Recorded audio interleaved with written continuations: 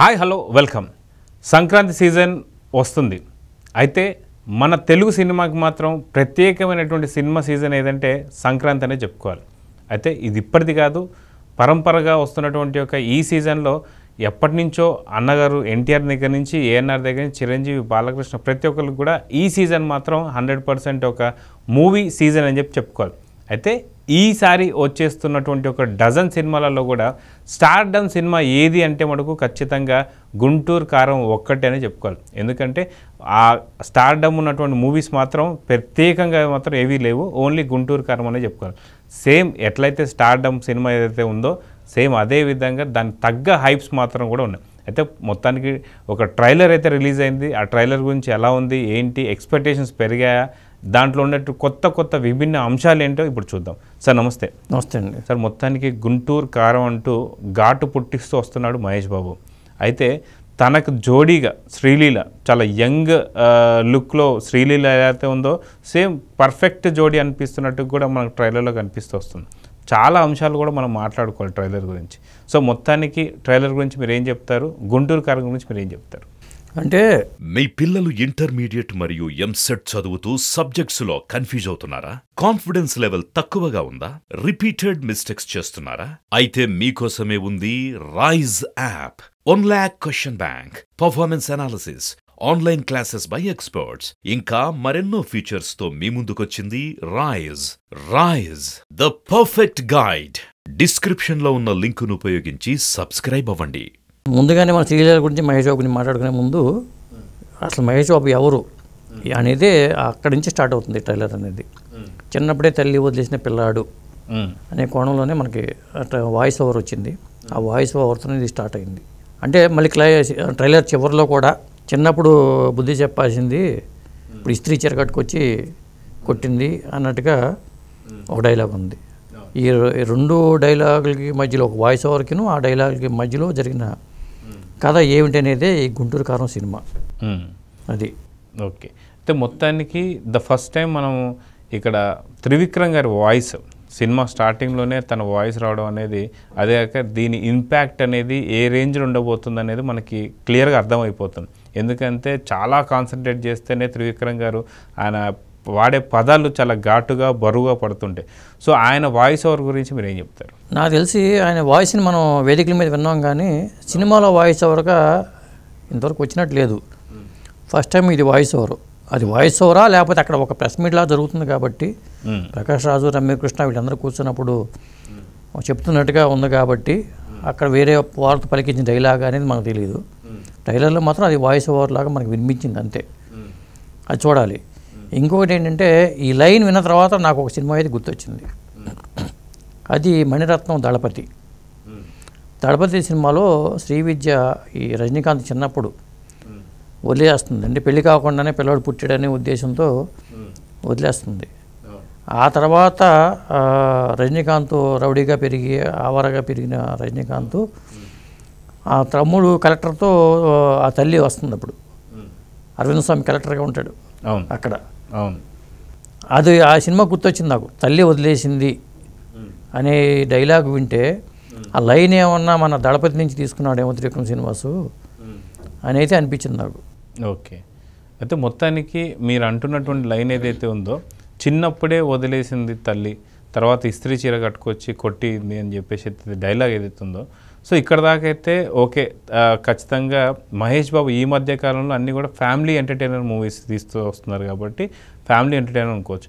అయితే ఇక్కడ ఇంకొక క్వశ్చన్ మార్క్ అందరికీ వస్తుంది. ఏంటి అంటే, పెద్దవాడిని వదిలేసి వెళ్ళిపోయింది తల్లి, తర్వాత ఎప్పుడో వచ్చింది అంటున్నప్పుడు చిన్నవాడు ఎవడు, అది మళ్ళీ డ్యూయల్ రోల్ అనేది ఎక్స్పెక్ట్ చేయొచ్చు అంటారా? ఏమంటారు? అదే నాకు డౌట్ ఉంది. చిన్నవాడు ఎవరు? ఇక్కడ పాత్రల పరంగా చూసుకుంటే జగత్ బాబు ఏమో గడ్డం నేర్చిపోయిన పాత్ర, తమ్ముడు అవడానికి అవకాశం లేదు. వెన్నెల కిషోర్ తమ్ముడు అవడానికి అవకాశం లేదు. తమ్ముడు అక్కడ పెరగాలి కాబట్టి, ప్రకాష్ రాజ్ దగ్గర పెరగాలి కాబట్టి ఆ పాత్ర సునీల్ అవుతాడా లేకపోతే తెలీదు, లేదా ఇంకొక మహేష్ బాబు ఉన్నాడా అనేది ఒక సస్పెన్స్ అయితే క్రియేట్ అయింది. పెద్దవాడు గురించే చెప్పారు కాబట్టి చిన్నవాడు ఎవడు అనేది ఒక సస్పెన్స్. ఇంకోటి ఏంటంటే, అక్కడ మనం దళపతిలో కలెక్టర్ అనుకున్నాం కాబట్టి ఇక్కడ తండ్రి జయరామ్ అనే తండ్రి పాత్ర జయరామ్ వేశాడు, మహేష్ బాబుకి ఇక్కడ తండ్రిగా వేశాడు. కాబట్టి ప్రకాష్ రాజు ముఖ్యమంత్రి పాత్ర అనేది ప్రకాష్ రాజు కనిపిస్తుంది. అంటే ప్రకాష్ రాజుకి రమ్యకృష్ణకి మరి ఏమిటి సంబంధం? తండ్రి జయరామ్గా చూపించినప్పుడు ఒక డైలాగ్ ద్వారా మన జయరామ్ కనిపిస్తాడు. మరి ప్రకాష్ రాజు ఎవరు? ప్రకాష్ రాజుకి రమ్యకృష్ణ ఏమవుతుంది అనేది ఇంకొక పాయింట్. ఇది మన సినిమాలో చూడాలి. అక్కడ ఇంటికి వెళ్ళినప్పుడు కింద మహేష్ బాబు ఆ ఇంటికి వెళ్ళినప్పుడు పైన రమ్యకృష్ణ ఉంటుంది, అటు వెళ్ళిపోతుంది, లోపలికి వెళ్ళిపోతుంది మహేష్ బాబుని చూసి. అంటే కొడుకుని చూసి కూడా తల్లి లోపలికి వెళ్తుందనే సన్నివేశాలు మనకు దళపతిలో కూడా గుర్తొస్తూ ఉంటాయి. చాలా సన్నివేశాలు అదే పండింది. ఎమోషన్స్ అనేది పండడానికి ఉపయోగపడిన కథ దళపతి. ఈ గుంటూరు కారం కూడా అలాంటి ఎమోషన్స్ మదర్కిను కొడుక్కి మధ్యలో కొన్ని ఎమోషన్స్ అయితే ఉన్నాయనేది అర్థమవుతుంది. అయితే మొత్తానికి మహేష్ బాబు చూసుకుంటే మాస్ ఫాలోయింగ్ ఉన్నటువంటి ఒక హీరో అని చెప్పుకోవచ్చు. అయితే జస్ట్ ఏదైతే శ్రీమంతుడి సినిమాలో ఒక జస్ట్ చిన్న సీన్కి లుంగి కడితేనే విజిల్లు ఇవన్నీ కూడా మనకు హోరింతలు అయితే మనకు వినిపించాయి. అయితే ఈ సినిమాలో ఫుల్ గుంటూరు అనగానే గుంటూరు కారం గుంటూరు మిర్చి అంటే పూర్తి మాస్ మసాలా సినిమా అని చెప్పి అయితే ఎక్స్పెక్ట్ చేయొచ్చు. అయితే ఈ సినిమాలో పరిపాటిగా లుంగి కట్టే సీన్స్ ఎక్కువ ఉన్నాయని చెప్పేసి అయితే మనకు వినిపిస్తూ వస్తుంది. సో సినిమా హాల్లో ప్రేక్షకుల సందడి ఎలా ఉండబోతుందో ఎక్స్పెక్ట్ చేయొచ్చు. 100% చాలా ఎఫెక్టివ్గా ఉంటాయి. ఎందుకంటే పూర్తి మాస్ హీరోగా చూపించారు మహేష్ బాబుని. బీడీ వెలిగించుకోవడం కానీ, బీడీ సిగరెట్ వెలిగించుకోవడం కానీ. ఎందుకంటే త్రివిక్రమ్ సినిమాకి త్రివిక్రమ్ కాంబినేషన్, మహేష్ బాబు కాంబినేషన్లో ఇది 3వ సినిమా. అంతకుముందు అతడి సినిమా, కలేజే సినిమా, ఆ 2 సినిమాల్లో కూడా అంత డీసెంట్ పాత్రలు ఇవన్నీ. కాదే అది మాస్ హీరోనే కానీ డీసెంట్ పాత్రలు. ఇదేంటంటే ఓర మాస్ పాత్ర. గుంటూరు కారం టైటిల్ పెట్టారు కాబట్టి మిర్చి యార్డ్లో ఫైట్లు కానీ, మహేష్ బాబు చూపించే సన్నివేశం కానీ, ఇవన్నీ కూడా ఆ ఎమోషన్స్ కానీ మామూలుగా లేవు. అలాగే ఆ శ్రీలీలకిను వీళ్ళిద్దరు కాంబినేషన్లో వచ్చే సన్నివేశాలు కూడా చిరిగి ఫ్యాట్ వేసుకుని చింపిందా అనే డైలాగ్ ఒకటి వేసాడు మహేష్ బాబు, పానీగాడి కూతురు శ్రీలీల. అలాగే మరి మీనాక్షి చౌదరి, మరి అది ఆ పాత్ర ఎవరి కోసం? ఇక్కడ మనం అనుకున్నాం ఇంత పెద్దోడు చిన్నోడని. మీనాక్షి చౌదరి చిన్నోడి కోసమా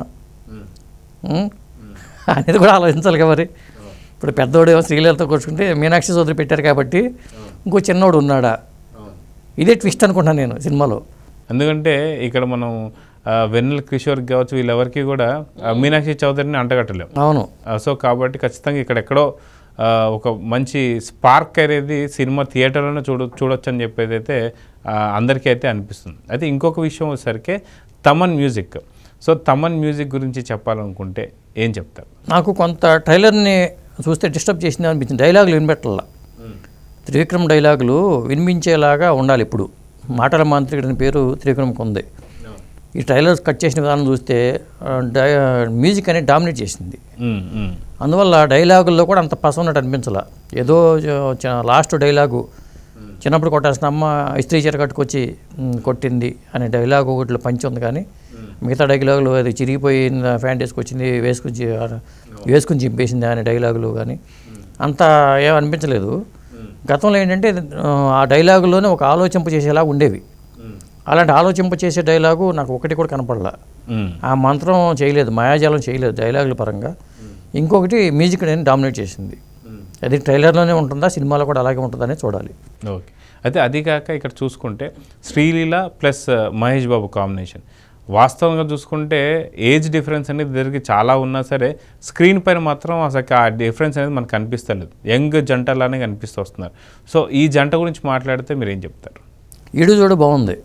ఎందుకంటే మహేష్ బాబు కూడా యంగ్ హీరోలా కనిపించాడు. ఆ అమ్మాయి కూడా సన్నగా చక్కగా నాజుగ్గా ఉంది. అట్లా చూసుకుని బాగుంది. కాకపోతే ఈ సంక్రాంతికి మాత్రం మహేష్ బాబు ఫ్యాన్స్ మజా చేసుకునే సినిమా కానీ చెప్పొచ్చు మనం. కథాపరంగా చూసుకున్నా కానీ, యాక్షన్ సన్నివేశాల పరంగా చూసుకున్నా కానీ, లవ్ ఎలిమెంట్స్ చూసుకున్నా కానీ, మదర్ సెంటిమెంట్ చూసుకున్నా కానీ, ఇన్ని అంశాలు మేళవించి నషాలానికి అంటే ఎలాగానే సినిమా రూపొందించినట్టుగా అనిపిస్తుంది. అయితే సంక్రాంతి సందర్భంగా దగ్గర డజన్ సినిమాలు రాబోతుండగా స్టార్డమ్ ఉన్న సినిమా మాత్రం ఇదొక్కటి. అయితే ఈ సినిమా పైన ఎక్స్పెక్టేషన్స్ చూసుకుంటూ వస్తే మిగతా సినిమాలకి వీటికి వ్యత్యాసం ఉందంటారా?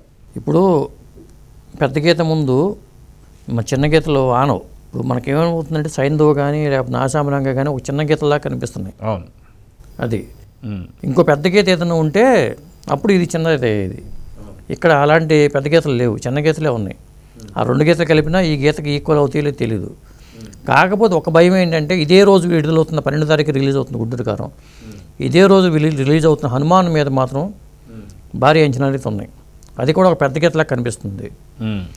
హనుమాన్కి గుంటూరు కారం దెబ్బేస్తుందా లేక హనుమాన్కి గుంటూరు కారం దెబ్బేస్తాడా? ఒక సూపర్ స్టార్కిను ఒక పవర్ స్టారు, అంటే హనుమంతుడు అంటే పవర్ స్టార్ నా ఉద్దేశంలో, సూపర్ స్టార్కి పవర్ స్టార్కి మధ్యలో ఈ పోటీగా చెప్పుకోవాలి. సో ఇది తేలాలంటే ఖచ్చితంగా మనం జనవరి 12 దాకా, 12 దాటిన తర్వాత మాత్రం కూడా మనకి దీని యొక్క లెక్కలేదు. 12 తారీఖు 10 గంటలకు, ఉదయం 10 గంటకల్లా దీని బండారం బయటపడిపోతుందండి. అవును. సో మొత్తానికి సంక్రాంతికి రాబోతున్న ఈ సినిమాలలో గుంటూరు కారంది ఏ స్థాయి అనుకోవచ్చు? గుంటూరు కారం అయితే నేను అనుకోవటం త్రివిక్రమ్ కూడా చాలా గ్యాప్ ఉంది సినిమాలు చూసి, త్రివిక్రమ్ సినిమా చూసి ఎప్పుడో 2 ఏళ్ళు అవుతుంది. ఇది రెండో అలవైకుంఠపురం తర్వాత మనం చూస్తున్న సినిమా ఇది, అంటే రెండో సంక్రాంతికి వచ్చింది ఇది. అవును. అలవైకుంఠం తర్వాత ఒక సంక్రాంతి వెళ్ళిపోయింది కాబట్టి ఇంత టైం ఉంది కాబట్టి, హారిక హాసిని బ్యానర్ కూడా ఆయన పార్ట్నర్షిప్ ఉంది కాబట్టి ఒక మంచి సినిమానే త్రివిక్రమ్ చేసి ఉంటాడని నేనైతే అనుకుంటున్నాను. ఓకే. సో మొత్తానికి గుంటూరు కారం జనవరి 12న రిలీజ్ కాబోతుంది కాబట్టి, సో మిగతా హీరోలకి మహేష్ బాబుకి ఖచ్చితంగా సూపర్ స్టార్డమ్ ఉంది కాబట్టి ఎక్స్పెక్టేషన్స్ ఏ లెవెల్ ఉండబోతుంది అనుకోవచ్చు? ఖచ్చితంగా భారీ అంచనాలు ఉన్నాయి అది. ఎందుకంటే ట్రైలర్ రిలీజ్ చేద్దాం అనుకున్నారు కానీ టాటాహాసంగా చేద్దాం అనుకున్నారు, కుదరలేదు. నిన్న ట్రైలర్ కూడా రిలీజ్ అయింది కాబట్టి 2 నిమిషాల 49 సెకండ్లు ఎంత ఉంది ట్రైలరు. ఆ ట్రైలర్ కూడా వ్యూస్ మిలియన్ల కొద్ది వ్యూస్తో దూసుకుపోతుంది, భారీగా వ్యూస్ అయితే వస్తున్నాయి. ఓకే. సో చూద్దాం సార్, మొత్తానికి గుంటూరు కారం ఘాటు ఏ రేంజ్లో ఉంటుందో 12th దాకా ఆగి చూడాల్సిందే, చూద్దాం. సో ఇదండి మొత్తానికి గుంటూరు కారం మాత్రం అక్కడ తమన్ మ్యూజిక్తో చూద్దామండి. మొత్తానికి గుంటూరు కారం ఘాటుని మొత్తానికి జనవరి 12న ఎలాంటి ఘాటుని పుట్టిస్తుంది, ఎందుకంటే ఒక పక్కన తమన్ మ్యూజిక్తో పాటు ఇంకో పక్కన త్రివిక్రమ్ డైరెక్షన్. సో మొత్తానికి ఈ సినిమా ఏ రేంజ్లో ఘాటు పుట్టిస్తుందో చూడాలంటే ఖచ్చితంగా జనవరి 12 దాకా వెయిట్ చేయాల్సిందే. వెయిట్ చేసి చూద్దాం. Thank you.